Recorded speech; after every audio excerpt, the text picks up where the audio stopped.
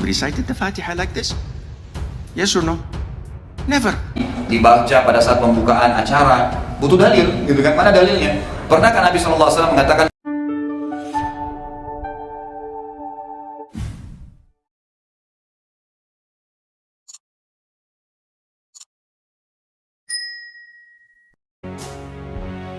Assalamualaikum warahmatullahi wabarakatuh.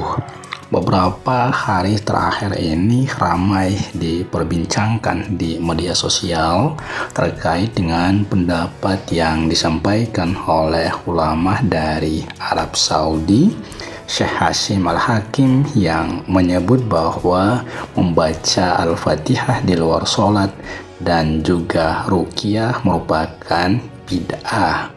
Pernyataan dari Syekh Hashim ini kemudian mengundang kontroversi hingga beberapa ulama pun angkat bicara.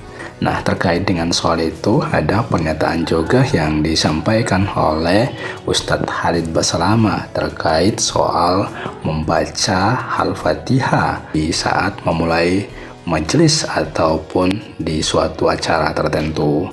Seperti apa? Coba kita simak ke penjelasan dari Ustadz Khalid Basalamah berikut ini.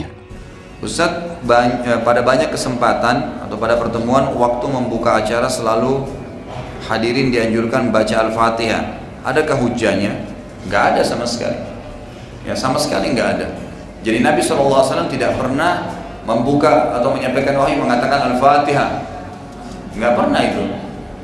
Al-Fatihah surah Al-Quran, surah yang paling agung, tapi untuk dibaca di sholat, kan gitu.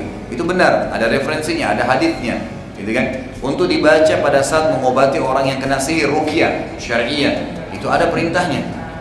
Tapi kalau Al-Fatihah dikirim untuk orang mati, dibaca pada saat pembukaan acara, butuh dalil, gitu kan. Mana dalilnya? Pernahkah Nabi SAW mengatakan Al-Fatihah kepada ahli Badr? Ada riwayatnya nggak? Nggak pernah. Lalu kenapa harus kita baca, gitu kan? Sama di awal pertemuan, tapi yang ada hadisnya adalah kata Nabi SAW, semua kullu zi amrin la yubda'u bismillahi fahuwa akhta'. Dalam riwayat dikatakan kullu amrin zi balin la yubda' bismillahi wassalatu alayya fahuwa akhta'. Kan gitu. Atau kama Nabi SAW. Jadi ada hadis dua. Yang pertama, semua perkara yang dimulai pertemuan, ya kan gitu, apa saja yang tidak dimulai dengan nama Allah maka akan akhta', hilang berkahnya. Dan semua perkara dalam riwayat lain yang tidak dimulai dengan nama Allah dan membaca salawat kepadaku maka akan hilang berkahnya. Itu ada riwayatnya. Tapi kalau membaca Al-Fatihah tidak ada. Itu tidak ada sama sekali. Makanya di sini bukan berarti sekali lagi kita menghinakan Al-Quran ya, atau menjatuhkan. Sering ada orang salah paham gitu. Oh berarti Ustadz ini larang baca Al-Fatihah. Bukan larang. Tempatkan pada tempatnya, baca di sholat, kan gitu, baca pada saat ruqyah, itu yang ada. Tapi kalau yang lainnya memang tidak pernah. Bahkan habis sholat 5 waktu pun tidak ada perintah untuk membaca. Tidak masuk dalam zikir sholat itu baca Al-Fatihah. Yang ada baca ayat kursi, Al-Ikhlas, Al-Falaq, An-Nas. Jadi tempatkan itu pada tempatnya semua. Jadi benar gitu. Itulah penjelasan yang disampaikan oleh Ustadz Khalid Basalamah terkait dengan status hukum dari membaca Al-Fatihah di luar sholat ataupun ruqyah. Dan memang soal Al-Fatihah ini belakangan ini viral setelah ada pernyataan yang disampaikan oleh Syekh Hashim Al-Hakim yang menyebutkan bahwa membaca Al-Fatihah di luar dari sholat dan ruqyah itu merupakan perbuatan bid'ah karena tidak pernah dicontohkan ataupun dilakukan oleh Rasulullah maupun para sahabat. Karena itu beliau menegaskan apa yang sering dilakukan dipraktikkan seperti di Indonesia, yakni membaca Al-Fatihah pada saat memulai majelis ataupun mengirim Al-Fatihah kepada orang yang meninggal ataupun acara pernikahan dan lain sebagainya, itu merupakan perbuatan bidah karena tidak dicontohkan oleh Rasulullah. Dan pernyataan dari Syekh Hashim ini kemudian mengundang tanggapan dari beberapa ulama Indonesia, di antaranya seperti Ustadz Abdul Somad, Ustadz Adi Hidayat, dan juga Buya Yahya, serta beberapa ulama dan ustadz lainnya yang justru berbeda pendapat dengan apa yang disampaikan oleh Syekh Hashim tersebut. mereka menyampaikan pendapat soal dibolehkannya membaca Al-Fatihah di luar dari sholat dan ruqyah tersebut. Dan seperti yang kita lihat di beberapa video yang beredar ataupun menampilkan pendapat dari beberapa ustadz tersebut, seperti Ustadz Adi Hidayat, Ustadz Abdul Somad, dan Buya Yahya, serta beberapa ustadz lainnya. Ya, demikian ulasan kita, semoga memberikan pencerahan.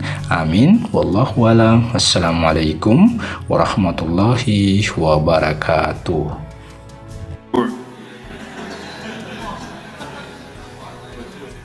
Why do you recite the Fatiha?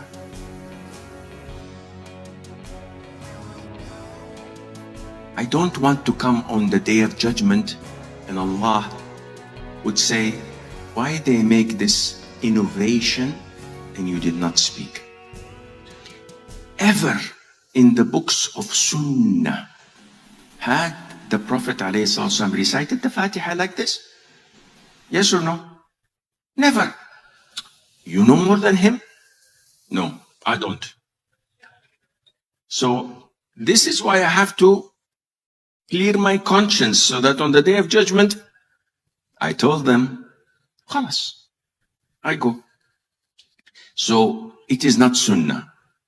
In Arabia, when we have marriage contract or engagement, Bismillah, Al-Fatiha,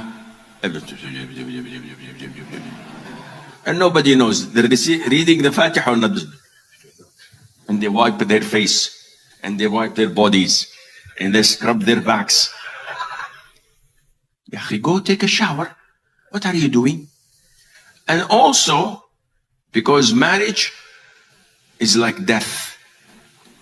When someone is dead, he said, oh, Abdullah is dead. Read the Fatiha. And they read the Fatiha. This is not from Islam. Fatiha is recited in the Salat, the greatest surah. Fatiha is recited in Ruqyah, as in Sahih al-Bukhari of Abu Sa'id al-Khudri's hadith. This is Ruqyah. I have illness in my throat. Every time I drink water, Alhamdulillah, and I drink, but not in a gathering. So excuse me, I'm supposed to speak about how to be happy, but I will make you unhappy first, but inshallah.